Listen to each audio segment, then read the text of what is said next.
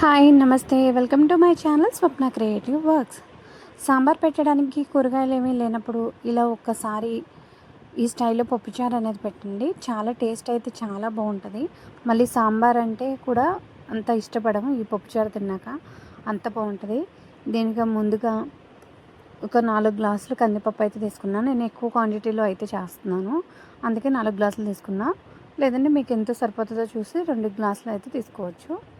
4 గ్లాసులు పప్పు తీసేసుకొని ఒకసారి రెండు సార్లు శుభ్రంగా కడిగేసుకోవాలి. పప్పు శుభ్రంగా కడిగేసుకొని అందులో వాటర్ అయితే పప్పు ఉడకడానికి సరిపడా వాటర్ పట్టుకొని అందులో మనం ఒక 10 పచ్చిమిరపకాయలు అయితే కడిగి వేసేయాలి. ఇలా వేయడం వల్ల ఏంటంటే పప్పుతో పాటు పచ్చిమిర్చి కూడా బాగా ఉడికిపోతే కనుక స్పైసీ అనేది బాగుంటుంది, మనకి కారం అనేది కూడా తక్కువ పట్టిద్ది దీనికి. సో ఈలోపు ఒక 4 విజిల్స్ అయితే రానివ్వాలి. ఈ విజిల్స్ వచ్చేలోపు మనం దీనికి పులుపుకి సరిపడా చింతపండు, నేనైతే ఒక పెద్ద నిమ్మకాయ సైజు అంతా తీసుకున్న చింతపండు, దీన్ని కూడా 2 సార్లు శుభ్రంగా కడిగేసుకొని ఒక 2 గ్లాసులు వాటర్ అయితే పోసేసుకొని బాగా నాననివ్వాలి. ఈ నాననివ్వడం వల్ల ఏంటంటే చింతపండు రసం అనేది ఈజీగా తీసుకోవచ్చు అనమాట.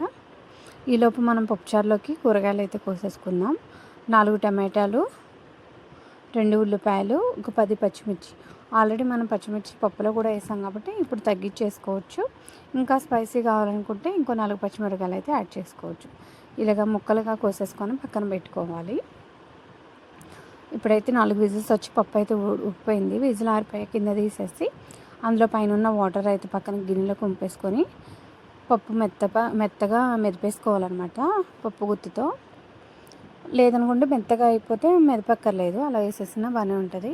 మనం పక్కన పెట్టుకున్న వాటర్ కూడా అందులో వేసేసి స్టవ్ ఆన్ చేసేసి స్టవ్ మీద పెట్టేసి మనం కట్ చేసి పెట్టుకున్న ఉల్లిపాయ, పచ్చిమిర్చి, టమాటా ముక్కలు వేసేసి ఒకసారి కలిపేసుకొని కొంచెం ఇవన్నీ ఉడకనివ్వాలి.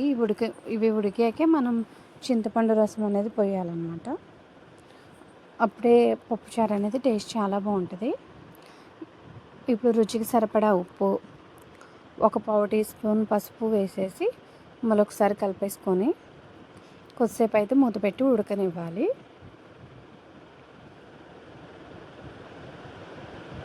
ఇలా కొద్దిసేపు ఉడికాక ఇలా కొంచెం మరుగుతున్నప్పుడు ఇందులో మనం ఒక 1.5 స్పూన్ కారం వేసాను నేను. మీకు ఇంకొంచెం కావాలనుకుంటే యాడ్ చేసుకోవచ్చు. ఆల్రెడీ మనం పచ్చిమిర్చి స్పైసీ ఉంటుంది కాబట్టి 1.5 స్పూన్ అయితే సరిపోద్దని నేను 1.5 స్పూన్ వేసాను. వేసేసి ఒకసారి కలిపేసుకొని కొద్దిసేపు అయితే ఉడకనివ్వాలి. ఇవన్నీ ఇట్లా ఉడికి మనకి ఇలా పొంగు వస్తుంది అనగా మనం చింతపండు నానబెట్టుకొని ఉన్నాం కదా, దాన్ని ఇట్లా బాగా కలుపుకొని రసం అయితే తీసుకోవాలి. ఇలా బాగా కలిపేసుకొని చక్కెర రసం అయితే తీసుకోవాలి. రసాన్ని మనం ఉడకబెట్టుకున్న పప్పు ఉంది కదా అందులో అయితే పోసేసుకోవాలి.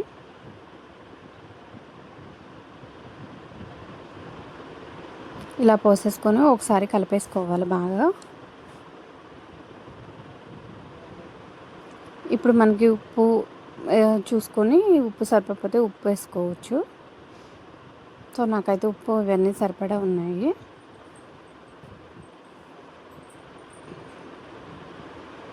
చూసారు కదా, ఈ కన్సిస్టెన్సీ ఉండాలి. మరీ పలుచగా ఉన్న బాగోదు, మరీ చిక్కగా ఉన్న బాగోదు పప్పుచారు. సో ఇలా ఉండగా మళ్ళీ మనం కొద్దిసేపు అయితే మరగనివ్వాలి. సో మరిగాక ఇలా పైకి పప్పు అనేది ఇలా వచ్చేస్తుంది అనమాట. ఇప్పుడు అనేది మనం తాలింపు అనేది పెట్టేసుకుందాం. పప్పు అయితే రెడీ అయిపోయింది, పప్పుచారు. ఇప్పుడు తాలింపుకి కళాయి పెట్టి కొంచెం ఆయిల్ ఎక్కువే పడుతుంది దీనికి. అందులో ఆయిల్ పోసేసి ఆయిల్ హీట్ అవ్వనివ్వాలి. ఆయిల్ హీట్ అయ్యాక మనం పోపులు ఉంటాయి కదా, జీలకర్ర, పచ్చెనపప్పు, మినపప్పు, ఆవాలు వేసేసి వేగనివ్వాలి. ఇవి వేగేటప్పుడు మనం దంచి పెట్టుకున్న వెల్లుల్లి ఉంటుంది కదా, ఆ వెల్లుల్లిపై కూడా ఇందులో వేసేసుకోవాలి. వెల్లుల్లి కూడా వేసేసి బాగా ఒకసారి కలిపేసుకోవాలి. ఈ వెల్లుల్లిపాయ అనేది ఎంత బాగా ఎగితే అంత టేస్ట్ ఉంటుంది అన్నమాట పప్పుచారు. సో ఇలా బాగా కలుపుతూ వేగనివ్వాలి. ఇప్పుడు ఇందులో మనం కట్ చేసి పక్కన పెట్టుకున్న ఒక 10 ఎండుమిర్చి ఉంటాయి కదా, అవి వేసేసుకోవాలి. అవి వేసేసుకొని ఒకసారి కలిపేసుకొని కడిగి పెట్టుకున్న కరివేపాకు కూడా వేసేసుకోవాలి.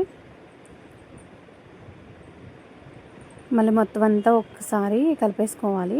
ఎప్పుడన్నా తాలింపు పెట్టేటప్పుడు ఏంటంటే మంట మీడియం ఫ్లేమ్లో ఉంచి పెడితేనే బాగుంటుంది. సో తాలింపు అనేది రెడీ అయిపోయింది. ఇప్పుడు స్టవ్ ఆఫ్ చేసేసి మనం మరిగి పక్కన పెట్టుకున్న పప్పుచారు ఉన్నాయి కదా, అందులో వేసేసుకోవాలి, బాగా కలుపుకోవాలి. ఇట్లా వేసేసుకొని కలిపేసుకోవాలి. అంతే, పప్పుచారు అయితే రెడీ అయిపోయింది. చూసారు కదా, ఎంతో ఈజీగా చాలా తక్కువ టైంలోనే ఈ పప్పుచారు అయితే పెట్టేసుకోవచ్చు. టేస్ట్ అయితే చాలా బాగుంటుంది. మీకు ఎలా అనిపించిందో కామెంట్ సెక్షన్లో కామెంట్ చేయండి. Please subscribe to my channel. Thanks for watching.